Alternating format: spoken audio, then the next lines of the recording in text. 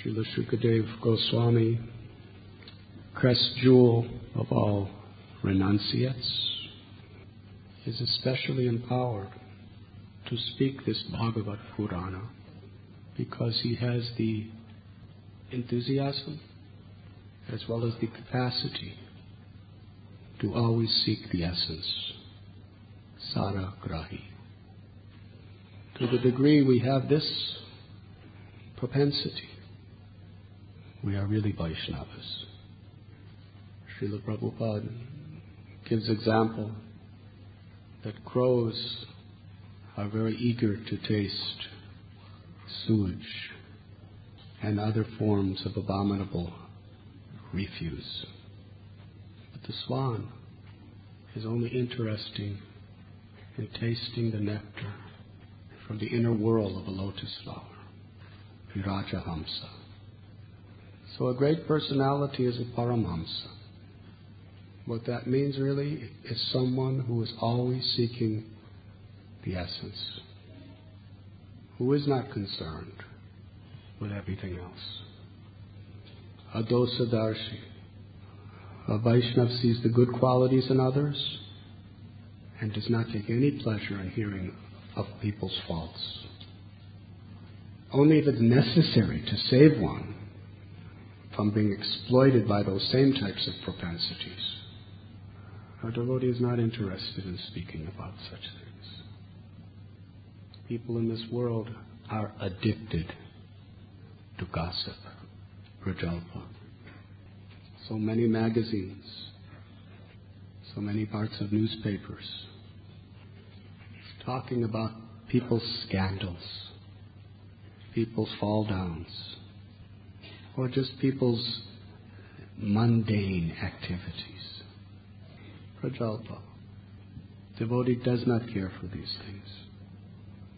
And people like Raghunath Bhatta Goswami or Haridas Pandit, priest of the Govinda temple, his Guru Anantacharya, even if there was a fault in another devotee, they would not listen. If you speak about the fault of that devotee, they go away, because they know hearing it will simply pollute them. The fact that they're serving Krishna is good enough for me. That is Vaishnava. And the crest jewel of persons of this nature is Sukadev Goswami. That is why he is speaking Srimad Bhagvatam. What is Srimad Bhagavatam? Nigama kalpataro kalikam balam sukamukadamrita trapi samhita. The Vedas are like desire tree. Whatever desire you have, the Vedas will teach you how to fulfill that. Even if you're a demon, like Ravana, Hiranyakashipu. They were scholars of the Vedas, but they selected the particular parts that suited their desires. And it worked. But unfortunately, they didn't take serious the other part, which warned them that you will be ruined by doing this. You'll get it, but you'll be ruined. Vedas deal with elevating everyone, whether you're in the mode of goodness or passion or ignorance. There are religious procedures by which you can be elevated. Artha kama dhamma moksha. If you want wealth, economic prosperity, if you want sense gratification of a nature beyond your comprehension, if you want piety or even liberation, the Vedas teach it. When Maharaj Parikshit had 7 days to live, he didn't want to waste his time with any of that. He wanted the essence. Fast. No adulteration. And because he was so sincere, all the great sages from all directions came to the bank of the Ganges to be there with him. Who was the most qualified to give him in such a short period of time the essence of everything? It was Sukadev Goswami. Because Sukadev Goswami had no false ego. He had no propensity or inclination to find faults in others. His heart was pure. He was everyone's well-wisher. He wanted nothing for himself. He simply wanted to praise Krishna for the welfare of the world. That's all. Now, to recite Srimad Bhagvatam, Sukadev Goswami is the standard. It's not an easy standard to follow. There are many reciters of Srimad Bhagvatam. Some get paid. Some get donations for doing it to maintain their families and everything else. No, according to the person's particular aspiration, are they just doing it for maintenance? Are they doing it out of greed? It may differentiate. But the standard is Sukadev Goswami. He spoke Srimad Bhagavatam. What did he want for himself? He never wore a single stitch of clothes. He never had a house. Never had a family. Nothing. He was living naked in the jungles. Interesting. Because from an economic social point of view, he was just like an animal. Animals live like that. They don't have a home. They just sleep under trees or on the ground. They don't wear clothes. But they usually do have all sorts of sex life. Sukadev Goswami, those thoughts could never even come into his heart. He was so pure, he didn't even differentiate what is a male or female.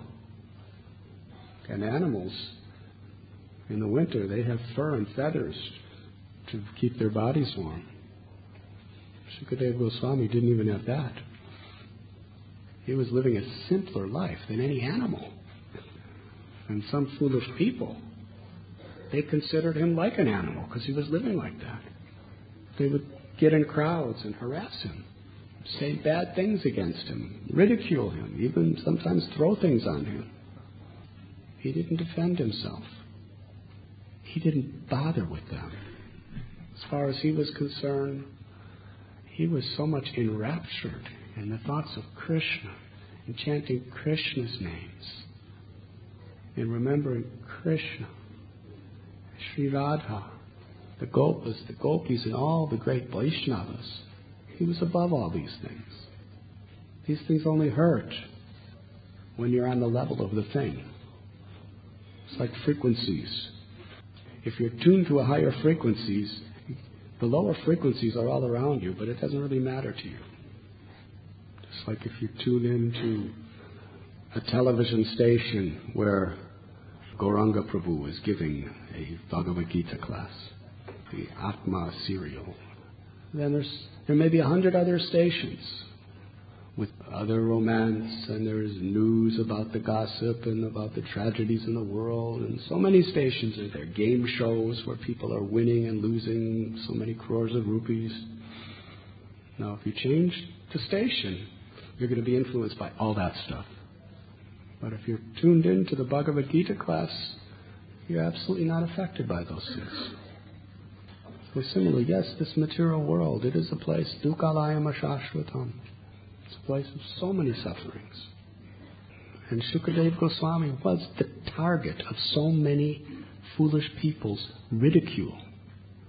He was the highest person, Narottam. But people considered him to be like an animal, uncivilized. And they jeered him, ridiculed him, perhaps persecuted him. But he wasn't affected because he wasn't tuned on to that material plane. He was tuned into Krishna, his consciousness. Sukadev Goswami, he learned from his father Vyasadev the Vedas. He took all the Vedic literatures, the 4 Vedas, the 108 Upanishads, and those beyond that, 18 Puranas, and there are so many other Puranas as well. Those are just the principal ones. And all the histories and Itihasas, and all the Dharma shastras, the Jyotirveda, the Dhanurveda, the Ayurveda, the Vastuveda, so many literatures, vast. And he knew the Vedas not only of the earth planet, but of the heavenly planets and beyond. And he took the essence, the very, very essence, the most important enlightening stories which illuminate the highest perfection, and that is Srimad Bhagvatam. Therefore, it is the paramhamsa-samhita. It is the scripture for those who are really only interested exclusively in the essence. That is paramhamsa. You were listening to Radhanath Swami on devotionalnectar.com.